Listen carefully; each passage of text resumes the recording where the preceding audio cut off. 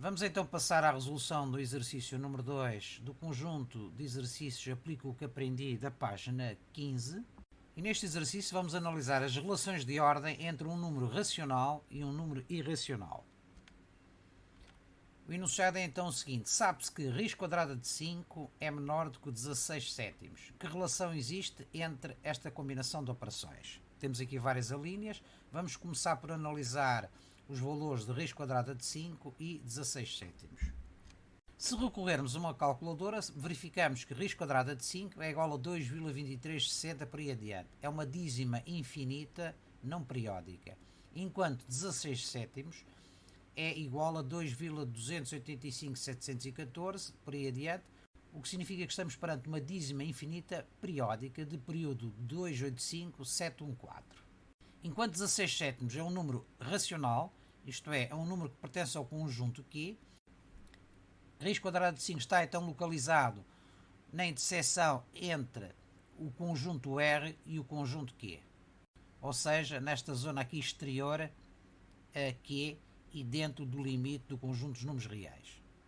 Já dissemos então que raiz quadrada de 5 é uma dízima infinita não periódica, portanto é um número irracional, enquanto 16 sétimos é uma dízima infinita periódica de período 285714. Podemos analisar qual é o intervalo de variação de raiz quadrada de 5. Sabemos que raiz quadrada de 5 é um número irracional, portanto devemos raciocinar do seguinte modo: 5 está compreendido entre o quadrado perfeito 4 e o quadrado perfeito 9. Significa então que 4 é menor do que 5 e 5 é menor do que 9. Sabemos então que raiz quadrada de 5 está compreendido entre a raiz quadrada do quadrado perfeito 4 e a raiz quadrada do quadrado perfeito 9. Ou seja, a raiz quadrada de 4 é 2, a raiz quadrada de 9 é 3. O que significa que a raiz quadrada de 5 está compreendida entre 2 e 3. Será 2, qualquer coisa. Vamos então passar à linha A. Na linha A temos menos raiz quadrada de 5 menos 16 sétimos. São os simétricos de raiz quadrada de 5 e 16 sétimos. Sabemos que na reta numérica os números aumentam da esquerda para a direita, o que significa que no caso de raiz quadrada de 5 e de 16 sétimos, sabemos que raiz quadrada de 5 é menor do que 16 sétimos. E é menor porquê? Porque se encontra à esquerda de 16 sétimos. No caso dos simétricos, verificamos que menos raiz quadrada de 5 passa a estar à direita de menos 16 sétimos. Então o que é que significa esta troca? Significa que há uma inversão de sinal. Isto é, menos 16 sétimos é menor do que menos raiz quadrada de 5.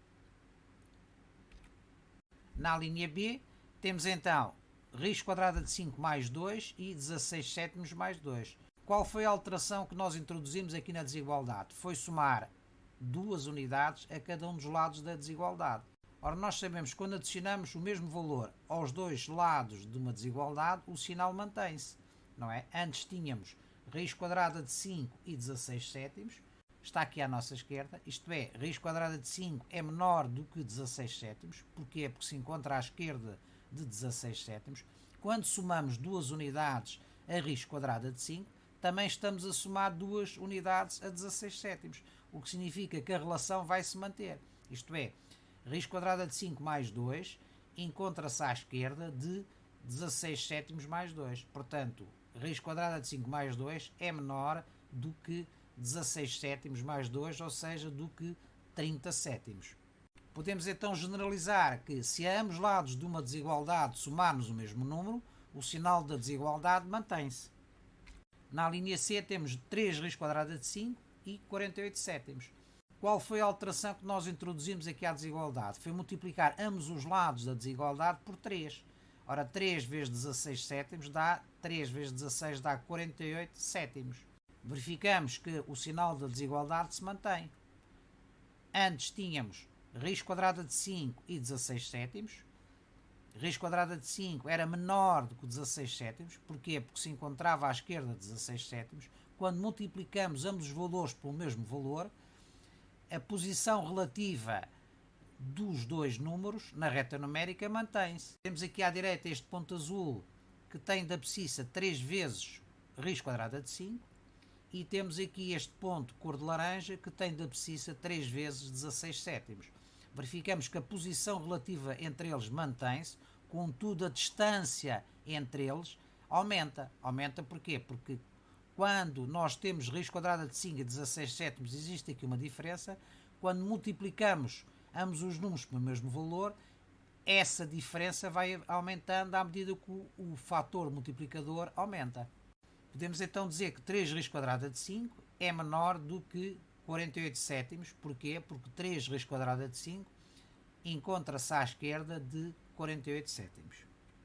Generalizando, podemos então dizer que se a ambos os lados de uma desigualdade multiplicarmos pelo mesmo número positivo, o sinal da desigualdade mantém-se. Era menor, continua menor. Se fosse maior, continuaria a ser maior. À linha D, temos raiz quadrada de 5 menos 1 sétimo e temos 15 sétimos. Qual foi a alteração que nós fizemos aqui na desigualdade? Foi subtrair 1 sétimo a cada um dos lados. Ficou então do lado esquerdo raiz quadrada de 5 menos 1 sétimo e do lado direito ficou 16 sétimos menos 1 sétimo, que é 15 sétimos.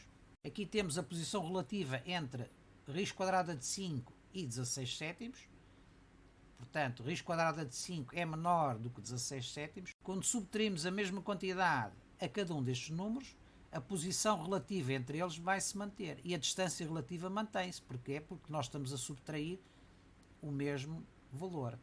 Temos então aqui o ponto O1 de abscissa raiz quadrada de 5 menos 1 sétimo e o ponto O2 de abscissa 16 sétimos menos 1 sétimo, ou seja, 15 sétimos. Como nós podemos verificar, raiz quadrada de 5 menos 1 sétimo é menor do que 15 sétimos. Porquê?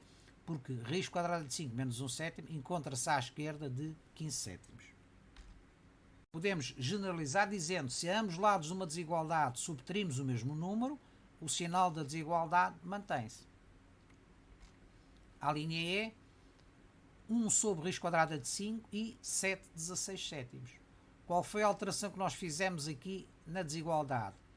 Invertemos ambos os lados da desigualdade. Tínhamos raiz quadrada de 5, passamos a ter 1 sobre raiz quadrada de 5. Tínhamos 16 sétimos, passamos a ter 1 sobre 16 sétimos, que é 7 16avos. Neste caso, é preciso ter cuidado. Quando nós fazemos a inversão de um número, o sinal da desigualdade pode-se manter ou não. Vamos ver em termos gerais. A relação de um número pode alterar a relação de ordem quando comparado com o inverso do outro número. Temos então duas situações. Se os números têm o mesmo sinal, que é o nosso caso, ou se os números têm sinais contrários. Se os números têm o mesmo sinal, por exemplo, A é menor do que B, quando nós invertemos, 1 sobre A passa a ser maior do que 1 sobre B. Temos aqui um exemplo concreto. 2 é menor do que 3. O inverso de 2 é 1,5, que é 0,5. O inverso de 3 é 1 terço, que é 0,33. Ora, 2 é menor do que 3, mas quando invertemos, 0,5 passa a ser maior que 0,33. Isto também acontece se ambos os números forem negativos. No caso dos números que têm sinais contrários, isto é, um ser negativo e o outro ser positivo, ou inversamente, um ser positivo e o outro ser negativo, os sinais mantêm-se. Por exemplo, menos 2 é menor do que 3. Um número negativo é sempre menor que um número positivo.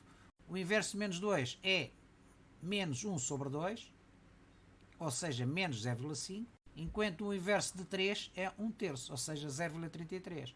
Ora, menos 0,5 passa a ser menor do que 0,33, que é positivo. E, inversamente, no caso de termos mais A maior do que menos B. Então, no nosso caso, em que os números têm o mesmo sinal, são ambos positivos, há uma inversão na desigualdade.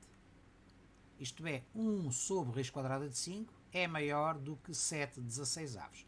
E nós podemos verificar aqui.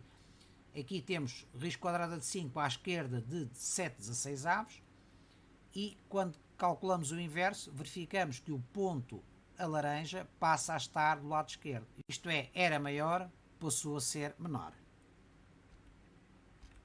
Podemos então generalizar para este caso, se ambos os lados de uma desigualdade tiverem o mesmo sinal e se forem invertidos no seu todo, o sinal da desigualdade inverte-se. São ambos positivos, o sinal inverteu-se. Era menor, passou a maior. Se fossem ambos negativos, invertiam-se também. Se tivessem sinais contrários, um fosse negativo, outro positivo, ou inversamente, um fosse positivo, outro negativo, os sinais da desigualdade mantinham-se. Vamos finalmente ver a última, a linha F, 5 e 256,49. Qual foi a alteração que nós introduzimos aqui na desigualdade? Elevamos ao quadrado ambos os lados da desigualdade. Ora, o quadrado de raiz quadrada de 5 é 5 e o quadrado de 16 sétimos é 16 vezes 16, que dá 256, e 7 vezes 7 dá 49. Ou seja, 256,49. Podemos reparar que o sinal da desigualdade mantém-se. Antes tínhamos raiz quadrada de 5 menor do que 16 sétimos, portanto, porque raiz quadrada de 5 encontra-se à esquerda 16 sétimos, e depois de elevar ao quadrado, a raiz quadrada de 5 ao quadrado é 5, encontra-se exatamente à esquerda também de o quadrado de 16 sétimos, que é 256,49. Contudo, a distância entre eles aumentou porque nós elevamos ao quadrado. Podemos então generalizar dizendo: se ambos os lados de uma desigualdade forem no seu todo elevados ao quadrado, o sinal da desigualdade mantém-se. Tínhamos aqui raiz quadrada de 5 menor que 16 sétimos, o quadrado de raiz quadrada de 5 será na mesma menor do que o quadrado de 16 sétimos.